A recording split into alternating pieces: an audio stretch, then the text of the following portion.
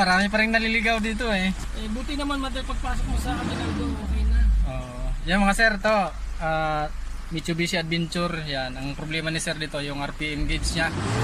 Yan, galit na yung makina pero halos ayaw umabot sa 1K yung RPM.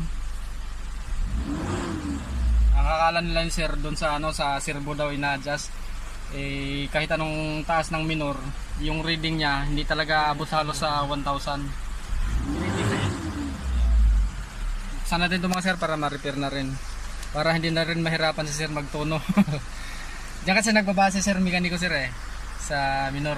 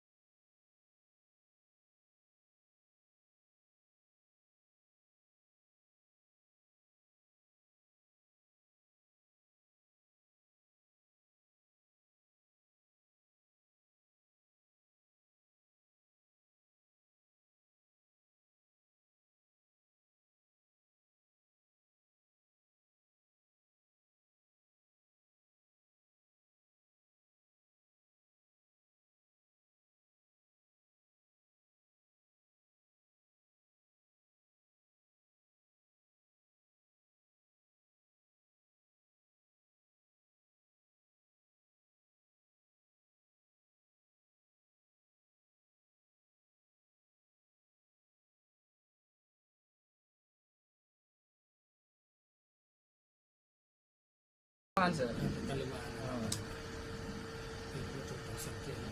2003 model no?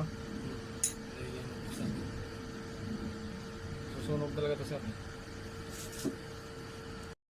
Yan, okay na mga sir yung yung RPM gauge ng ng Mitsubishi Adventure. Kanina halos ayaw niya umabot ng 1,000.